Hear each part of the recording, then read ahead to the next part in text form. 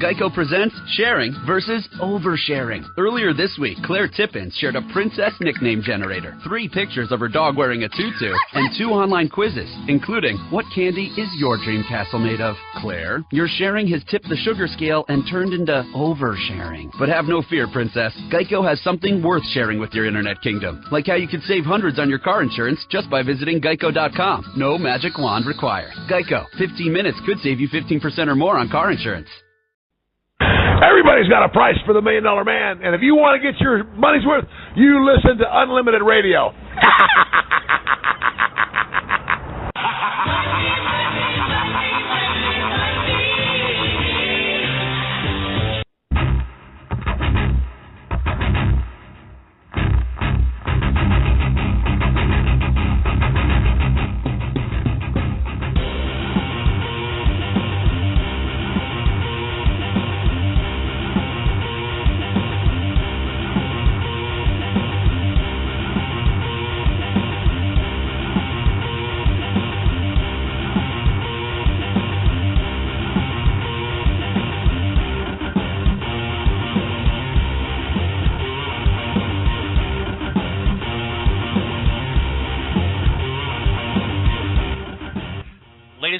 Welcome back to Unlimited Lowdown. Again, this is on UnlimitedRadio247.com as well as GFL.TV.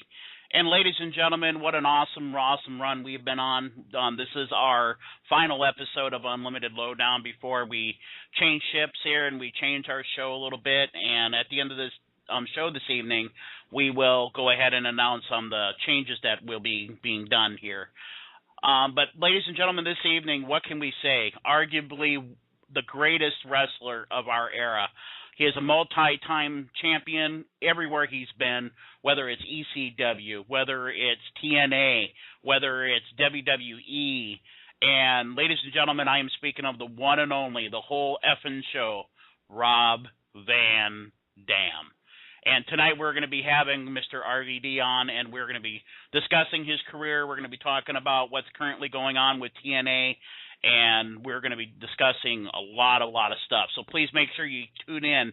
And if you want to speak to Rob this evening, feel free to call us at area code 213-559-8054. Again, that's area code 213-559-8054.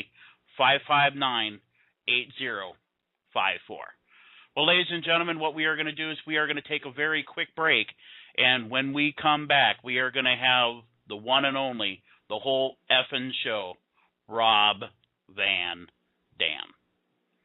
This is Brian Kendrick, and you are listening to UnlimitedRadio247.com. For all your hair cutting and shaving needs, contact Bada Bing Barbershop, located at 6446 Paramount Boulevard, Long Beach, California, 90805. Some of their services include shampoos, regular cuts, fades, lineup, and full-service shaves. To make an appointment, call Tony at 562-984-2233 and let him know Lowdown Radio sent you for a very exclusive gift.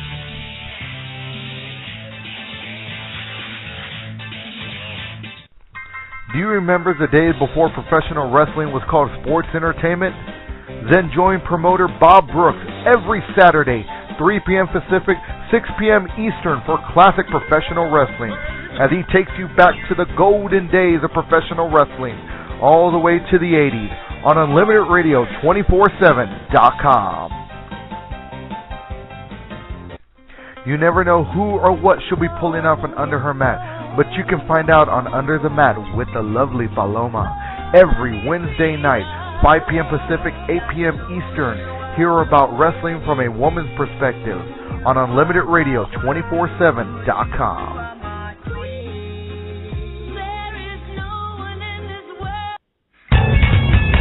Drop that down! The whole fucking show! Drop that down! The whole fucking show!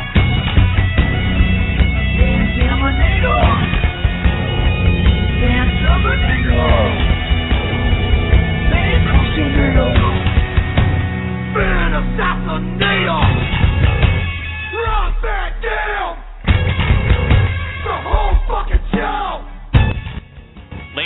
gentlemen, welcome back to Unlimited Radio. And again, help me welcome the one and only, the whole fucking show, Rob Van Dam. How are you, Rob?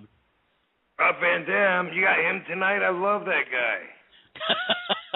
Yeah, man, yeah. It's an absolute honor to have you on our show, and thank you so much. I know things are insanely busy, but for you to take time out for us this evening, we will be forever indebted to you. So thank you very much, sir. Right on, man. Glad to be here, Shawn.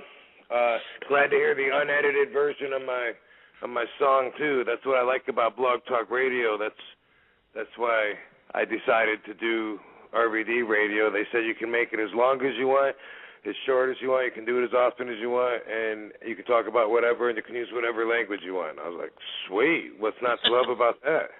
Absolutely, man. Yeah, I mean, obviously, you got to be a little corporate-y, obviously, with TNA, with your song, but yeah, I mean, when I heard this song, the first time I heard it was back in Ontario when you were doing your comedy tour. I actually was at that show, and I was doing KCAA radio with Jesse Hernandez, and I had an opportunity to interview you. Do you remember me back then? Oh yeah, I sure do. Absolutely. That's I got that song, I guess, after I left WWE and was using that overseas in a bunch of countries I was wrestling for over there: Ireland, France, Spain, Italy, Germany, Romania, Bulgaria, Switzerland, and a bunch of other ones too. I was having fun over there. That's what I was doing before I went to TNA. When I was missing from the American scene, I was over there having fun with much higher standards, and this was the song that I was using. So it was cool to be able to bring it into TNA. It made me feel already that that they were a lot more open to flexibility to work with me, and also not quite so corporate. They even said to me, well, we like to make our own songs, we have our music department, but if it's real important to you.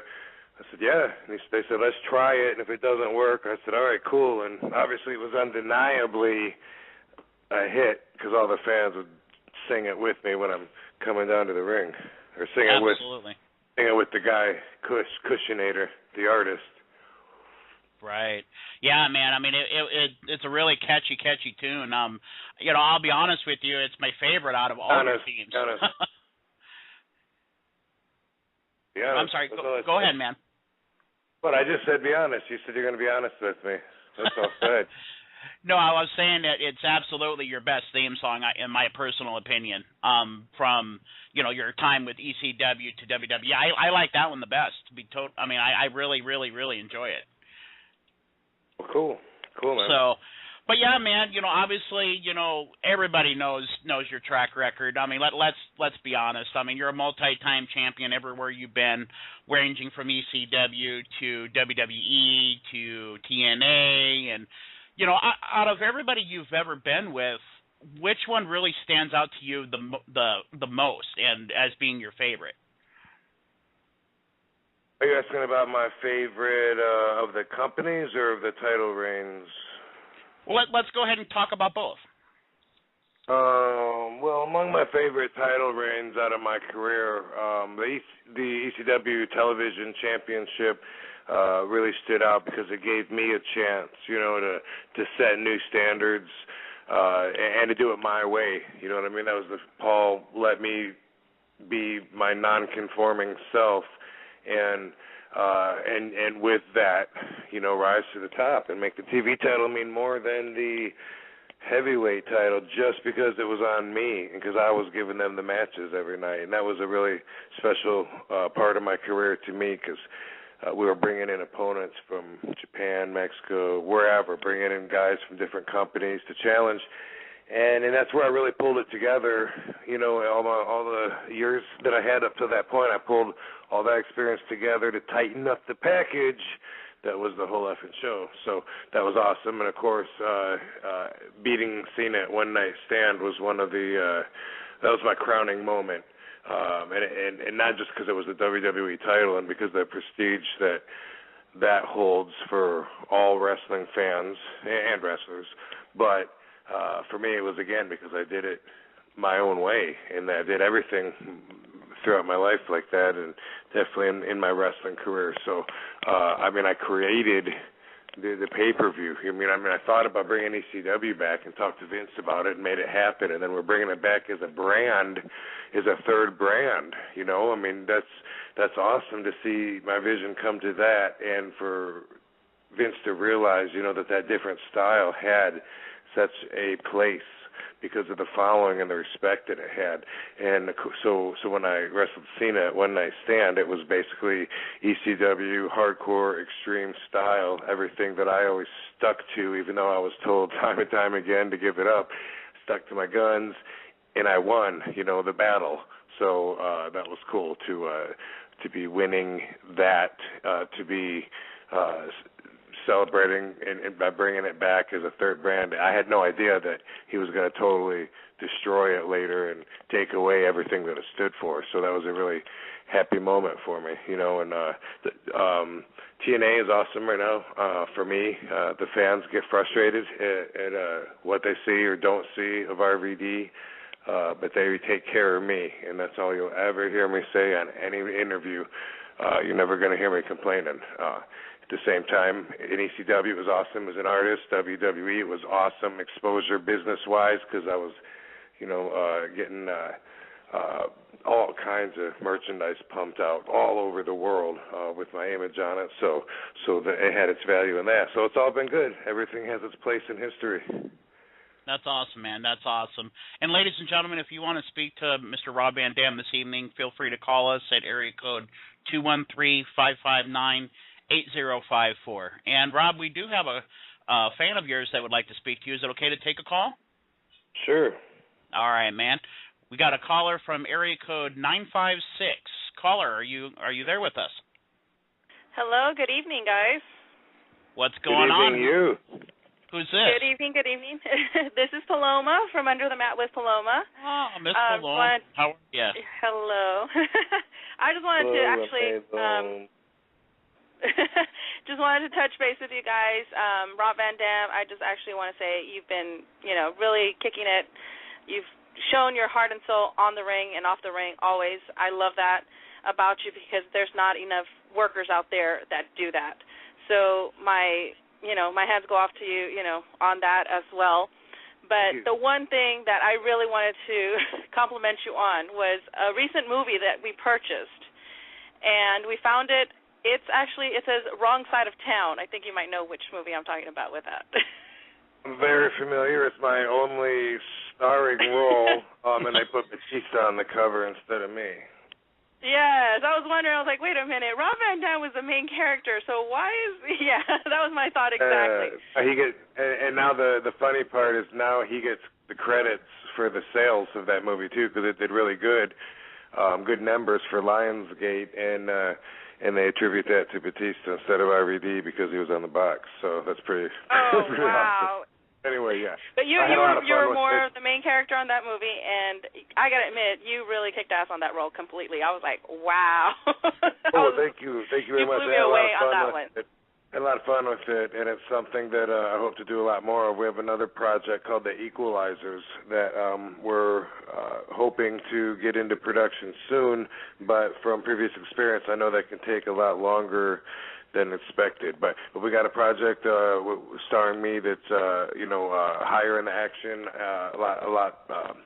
it's a lot more developed, and having it be my second time going through, I know that I'll have grown from the experience and be able to bring a lot more to it as well. Well, that's good. That's good. Yeah. Honestly and truly, like I said, I really just wanted to thank you for showing your heart and soul out there. Being a daughter of a local wrestler here back in Texas, and I've seen your work. You work with Hernandez, you worked with Homicide, you've worked with a lot of people that I know personally. So to me, that's just that's just more of a plus for to actually say your work is even valued more to me. Well, I appreciate that very much. I appreciate your call.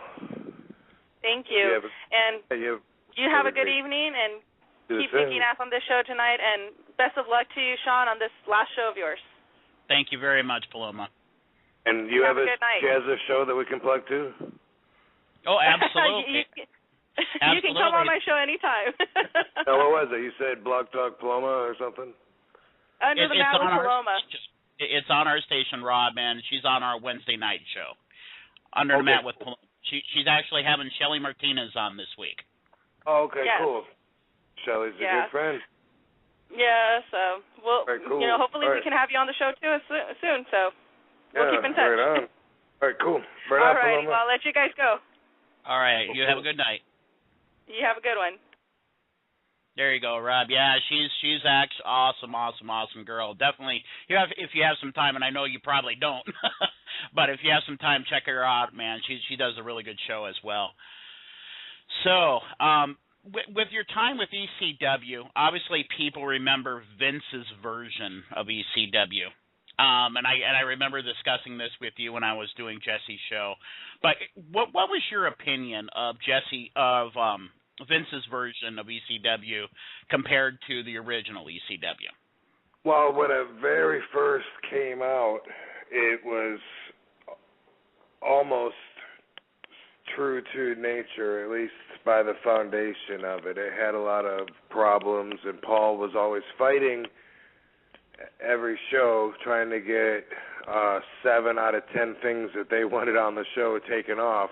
3 things would get put on that would make us mad and frustrate us, but it still stood for anything goes. And Jim Ross would say, ECW means anything goes, and it was awesome at first. I had some great matches with Test, great matches with Bob Holly, put those motherfuckers through the table, left some splinters, permanent scars in Holly's back, tore them open. That was awesome. I've always made them step it up, and fight my fight. That was awesome for that. And then shortly afterwards, they decided to fuck it up and make it just like a watered down version of SmackDown. So after that, pretty much there was no reason to feel so passionate about it. Once Vince held the championship belt, it was dead for sure if it wasn't dead before, if it wasn't.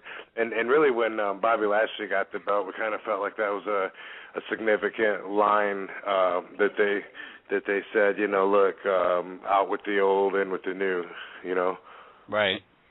Yeah, I mean, as a fan, I thought it was an absolute joke, too. I remember watching the ECW shows. And matter of fact, I still have some VHS tapes of the ECW, and I still watch them from time to time, watching you just go crazy in the ring and your Van Daminator, move that you used to do all the time, and Sabu going crazy, and Sandman, and, Dreamer, and, man. I look at that and I'm thinking, why the hell would Vince even try it? I mean, let's be honest. Vince couldn't do that kind of style, in my opinion. Would you agree with that? Well, I mean, I guess Vince. I used to argue with him about it every time I would see him. He adding rules to give the referees credibility. He said, and making it so there's just one Extreme Rules match per night. I said, what? Come on, you're killing it. And he would say, well, Rob, I'm trying to build a global brand here, and I need, I have to have credibility for the referees. And who am I to say what's going to work globally for the whole world? I definitely don't think like 99% of the people, and I don't claim to, so I'm fortunate that a lot of fans appreciate different aspects of what I have to offer, so I have a big fan base. But, even if I only make it to a certain cult hero level, I wouldn't be surprised because I don't consider myself mainstream material. I consider myself extreme, and extreme does mean, not mainstream. It's more niche. It takes a different standard of following than the mainstream. Right. And correct me if I'm wrong, but when you debuted with ECW back in 1996. Is that correct? I debuted in ECW January of 96, yes. Okay. And if I'm not mistaken, you defeated Axl Rotten in that match. You are correct again, my friend.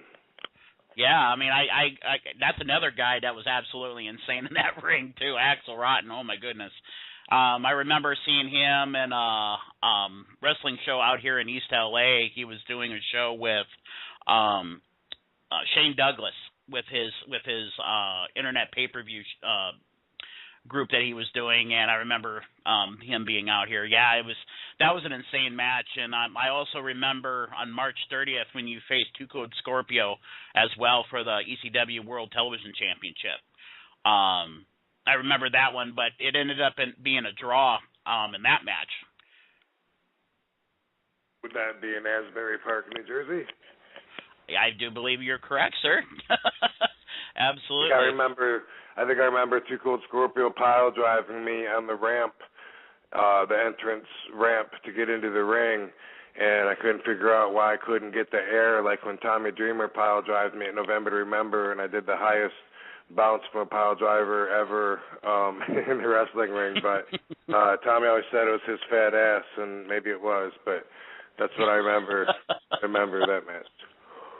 Now, do you still talk to Tommy here and there? Yeah, we all still talk to each other, all of us. Scorpio lives in Orlando. I get with him when I'm down there for TNA tapings at Universal Studios. I just saw him a few days ago. We had breakfast together. He's doing good. Very cool, very cool. And how about Dreamer? Dreamer is also doing good. I haven't seen him in a while. I'm not sure exactly what he's doing, but you can follow him on Twitter just like everyone else.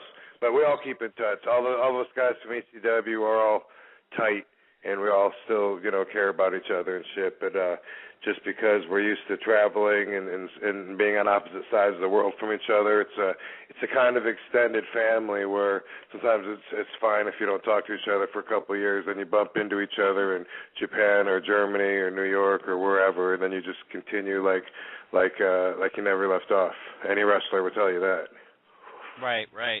And, a lot of, again, I'm going to talk a little more about your ECW time here. And what I remember most of what was my favorite about your time there was you teaming up with Sabu.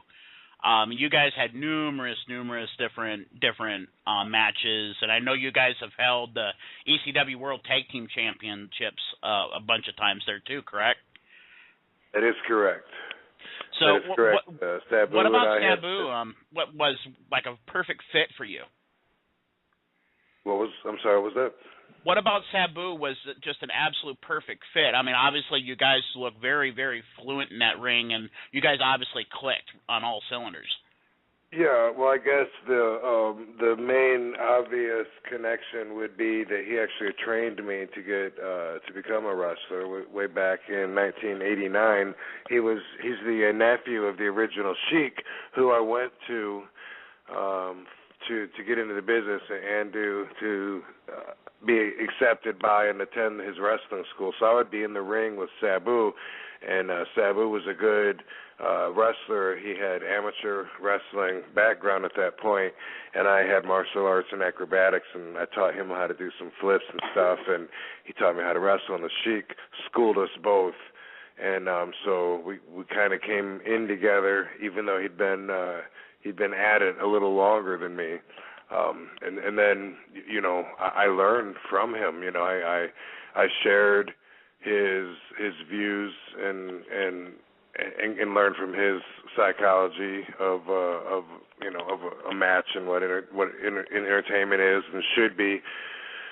And I was under his wing for the first 6, 7, 8 years of my career or so, and then I finally kind of came out into my own. But for all that time, I would do like whatever he says. If he says, those guys don't know what they're talking about, to listen to them, or these guys suck, or let's just beat these guys up, I just listened to him and all that time. And looking back, I was an asshole to a lot of people, but that was just the path that I was on, and that has a lot to do, I'm sure, with how tight our connection and our bond was. And then he took off to Japan, and I did whatever. I was wrestling in the South and WCW, and a long time went when we hadn't seen each other. But, again, we could always get back together, whether it's on the other side of the world or in our hometown or anywhere in between. Right. And I also remember champion versus champion pay-per-view main event where you were scheduled to wrestle against Mike Awesome. Now, in wrestling, obviously, everybody has injuries from time to time. And correct me if I'm wrong, but you suffered a broken ankle at that time during a title defense against Rhino, where you were unfortunately forced to vacate the television championship. Is that correct? Yeah, that happened. I was doing a baseball slide, and my foot got stuck on the mat, and I just rolled my ankle, hairline fracture, but it put me in a cast for, I think, maybe 3 months, something like that. Wow. Yeah, so that and my knee surgery, which I had in 2005, which is the only, it was 2005. That was the only surgery that I've had. Those two injuries are the only ones that actually ever happened, because RVD is so tough that every other injury had to be worked in, or they had to, because everyone else, all the other wrestlers, they get hurt left and right. You're lucky to get any time in between their time off, to have them on the roster. And I'm one of the most, if not the most durable of all the wrestlers. And with my style, I put 5 times as much into it, into doing the 360 leg drop off the apron into the guardrail and crashing into the chairs, and just the physicality that I put into it. I was always told I would not last, but here I am still, 22 years later, still the whole effort, so still able to do everything that I've ever done. And it's because I'm so durable, and because of that, they have to write me out all the time, and it offends me because I think it takes from my legitimate tough guy career that you'll have to read about it in the books sometime. I hate it when I get written out with injuries. Right. And correct me if I'm wrong, but TNA, obviously you just made another coming back to TNA. I mean, were you suffering an injury during that time? Or did you just... You know what? Everyone says, welcome back. The truth is, I didn't even know I was gone. I was on standby, staying ready, working out, stretching, being on top of my game, enjoying the time off. And I just find out, I get my schedule, and it has all the tapings on it, and then I find out a few days before each taping if I'm on or off, and it just kept happening. It was just off, and then it was off, and it was off. But I wouldn't know each time, and I'd say, well, I might go back to work on the 19th. I don't know. And then eventually, they had me come back in, and I didn't know from my end, that I had 2 months off. Hell, I would have went to Hawaii or Amsterdam or hung out maybe somewhere, but I didn't even know that I was off. So, I wrestled January 7th, I think, at a pay-per-view, and they stretched me out from DDT from Gunner on the floor, and then I'm back from that now. So there you go. Yay! Absolutely. Maybe you're going to have to get some retribution against that guy. I better do that. Absolutely. Remind me. Well, obviously, with ECW, I remember, obviously, everybody that's a fan knows about the purchase of ECW with Vince. And when you heard about that, what was going through the locker room's mind when Vince ended up purchasing ECW? Were you guys worried that there wouldn't be a position for you? Were you guys pretty confident that Vince had a spot? Can you kind of let everybody know a little bit about that? Well, ECW had been gone. It folded, and there really wasn't anything. So when he acquired it, it wasn't like the ECW roster was, currently working. I jumped off the ship. I guess maybe they did one more show after I left, I think, with ECW, just because so much money was owed to me that I was still making good money, but at the same time getting further in the hole from what my deal had coming to me. So I ended up jumping off because it was, like I said, it was a sinking ship. They did, I think, one more house show or something, maybe in St. Louis or something that I wasn't on, and then that was it. So when I went to WWE in 2001, I took my time. I wasn't in a hurry to go anywhere, and I had a bunch of other stuff going on. But when I was ready, then I called Paul and I said, "All right, let's." There wasn't any other options if I wanted to wrestle in the United States. If I didn't want to wrestle exclusively overseas, there was no WCW. That had been that was at that time owned by him, and then there was the ECW had been gone. So anyway. I had no idea until I showed up that day in Atlanta, one, that Tommy Dreamer was debuting the same night as me, or two, that we were representing ECW in that big invasion angle with WCW and ECW versus WWF, I think it was then. I had no idea until that night. So I was excited to see ECW revived. I didn't know it would also be revived many more times, like the cat that it is. Right. And, obviously you're a big crowd favorite, Rob, and let's be honest. And, with ECW, without question, you're with, I would say, probably the top three crowd favorites between Sandman, yourself, and Sabu. But when you came in WWF, I remember the crowd going absolutely ballistic for you. And no disrespect to ECW, but WWF at the time, with their massive crowds compared to ECW, what was it like when you first heard that WWF crowd just go crazy for you? It was very exciting. It was awesome. We did an angle with ECW back in 97-ish, I think, where we did the invasion on Raw, and I wrestled Jeff Hardy. It was the debut of Mr. Monday Night, and that was probably the first time I heard the WWE crowd, which was awesome. But I actually had, a full match and beat him. I did my moves, beat Jeff Hardy with the split-legged moonsault. He's never beat me still, and. And so this was going back. It wasn't like the first time I'd heard it, but it was awesome though. It was a much bigger crowd than you're going to find on the Indies or almost anywhere else. So it was exciting. Right.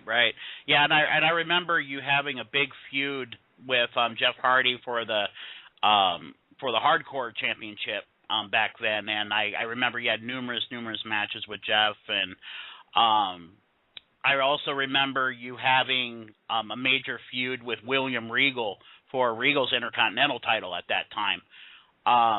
And arguably, you could say William Regal is one of the greats in the business.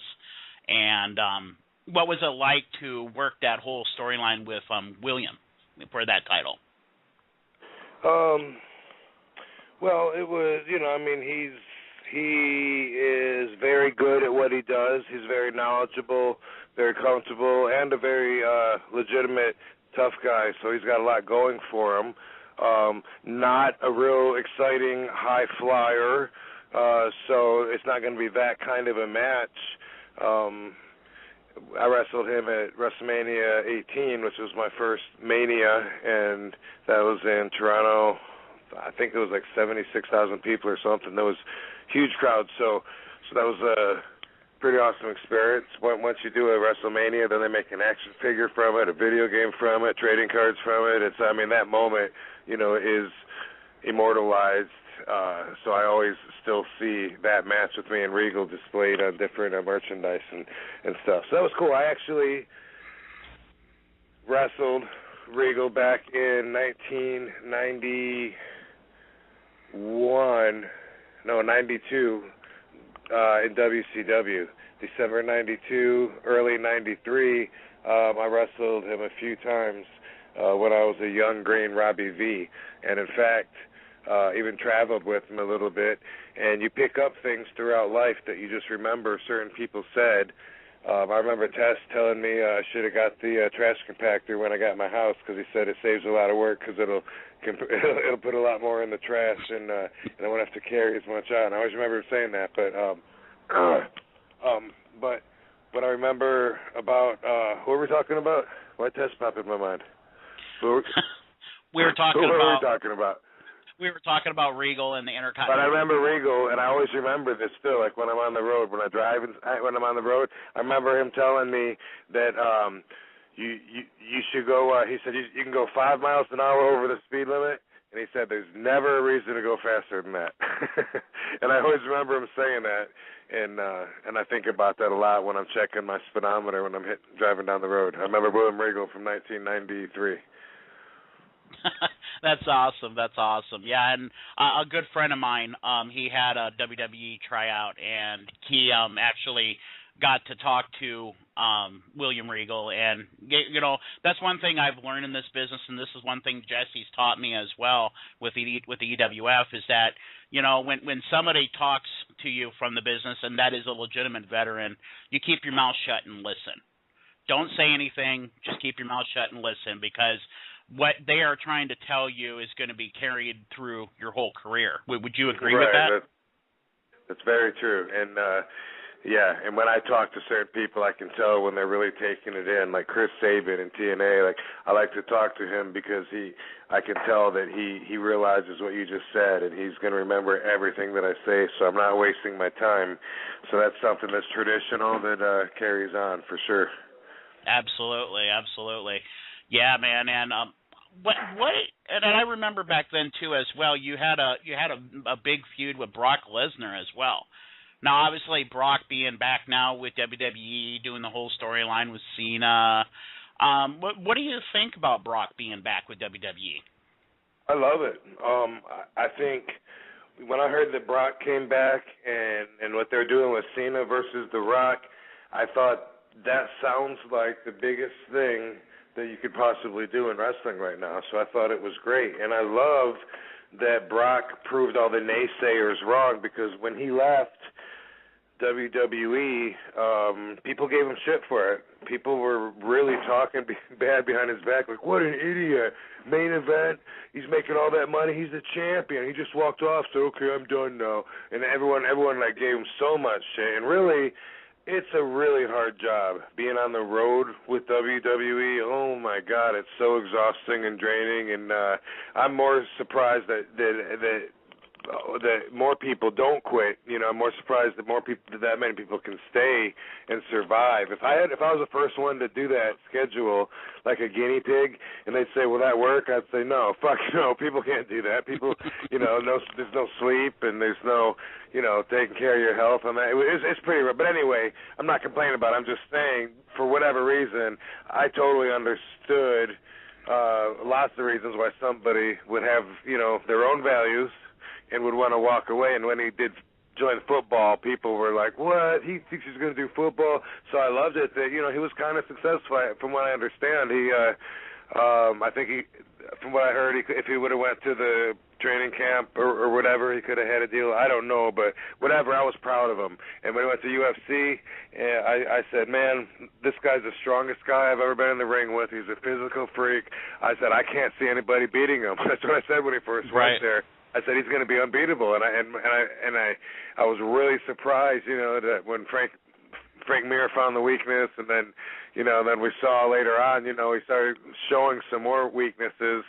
It surprised me because I really thought, you know, like this guy, there's not going to be someone not on this planet. I mean, the guy's like the Incredible Hulk. He's crazy. So I love it that now he came back and he's worth so much more. Vince is going to have to really pay out the ass. And he did it all on his own. He left when he was on top, making the most money he could make, and came back, and I'm sure he's got a way better deal for more money for less work. So I'm super stoked for Brock. Absolutely. Well, from what I understand, and again, you know, you see this on the dirt sheets, and you get a lot of different versions of the contract. But from what I understand, the contract is Brock has to have two appearances a month. He could be working more, but it would have to be approved by Brock himself, and he gets paid $5 million for a 1-year contract. Well, that's a really awesome deal. Like that's like an unheard of deal if he's got a guarantee. If that's a guarantee, you know what I mean? So right. So man, that's awesome for him. Absolutely. And by the way, when I was in WWE, you could count on like 4 matches a week. Usually, when I left at the end there, when I said, I'm burnt out, I need a break, and I couldn't get one, they started booking me twice on Saturday, so I was doing like 5 matches a week, and then so in a month that can add up, to 20 matches or so. So compare that to twice a month for Brock, and I'm guessing if you have him and you're promoting him, you're not going to waste him by having him wrestle, on normal shows and have him like appearing in 6-man tag matches that aren't going to do anything for him. Hopefully, there'll be appearances where he just runs in or does some kind of an appearance, and Vince will make you wait and pay to see him wrestle. So from that perspective, the job is even more gravy for him. Right. Well, Rob, again, I can't thank you enough for the time that we've had on here this evening, and I could talk for hours, man, about your career and everything you've done in this business. And again, like Paloma was saying, thank you very much for putting your heart and soul out there. And we could tell just in your face you love doing what you do. And again, thank you from the bottom of our hearts as your fans. Thank you for going out there and competing each and every year for us. We really appreciate that. All right, well, cool, Shawn. Appreciate all the positive energy. Enjoyed being on your show.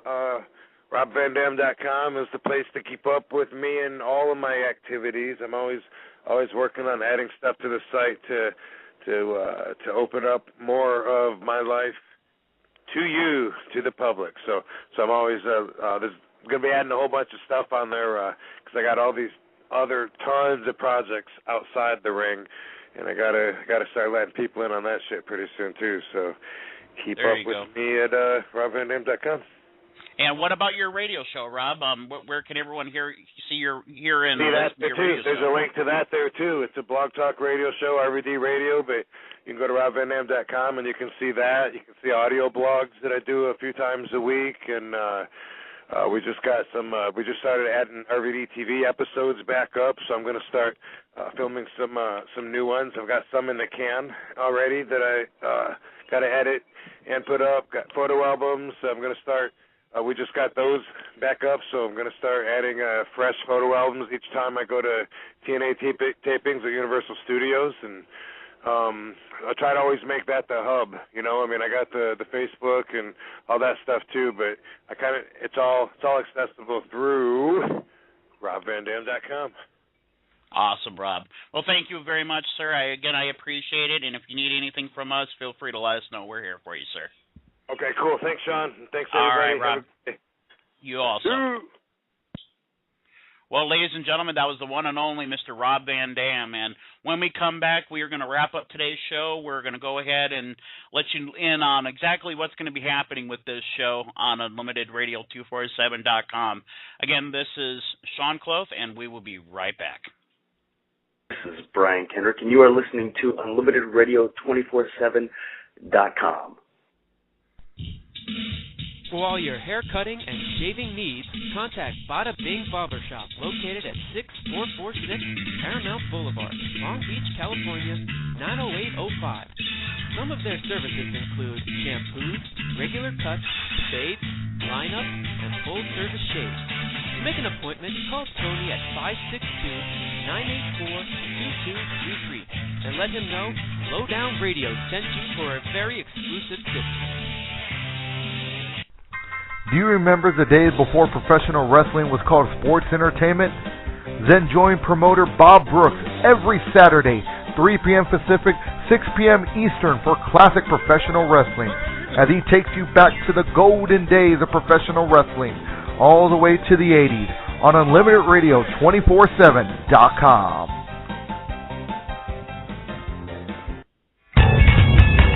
Drop that down! The whole fucking show! Drop that down! The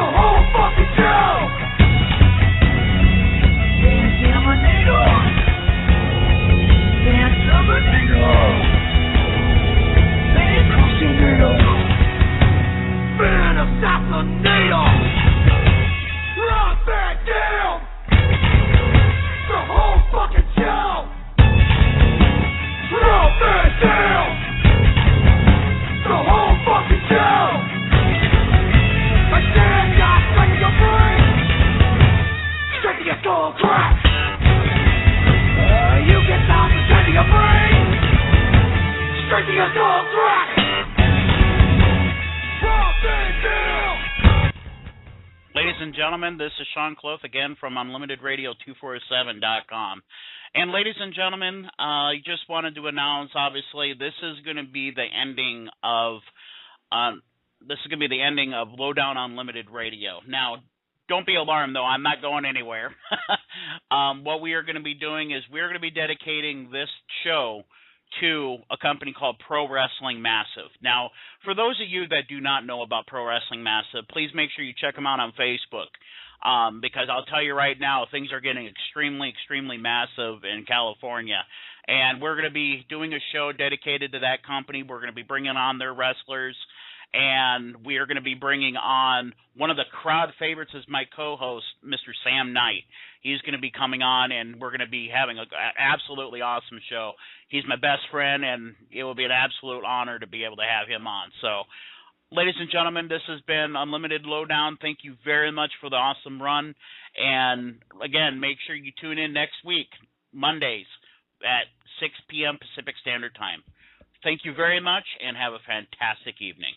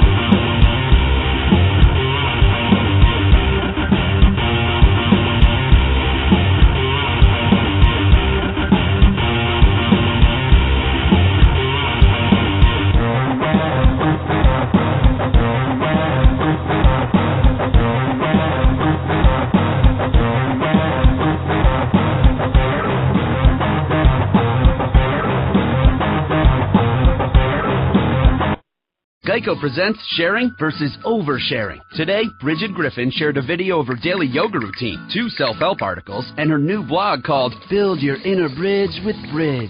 Girl, your sharing has turned into oversharing. No worries, Bridge. Geico has some info worth sharing with your 7 blog followers, like how you could save money on your car insurance, update your policy, and report a claim just by visiting Geico.com. How's that for building your inner bridge? Bridge, Geico. 15 minutes could save you 15% or more on car insurance.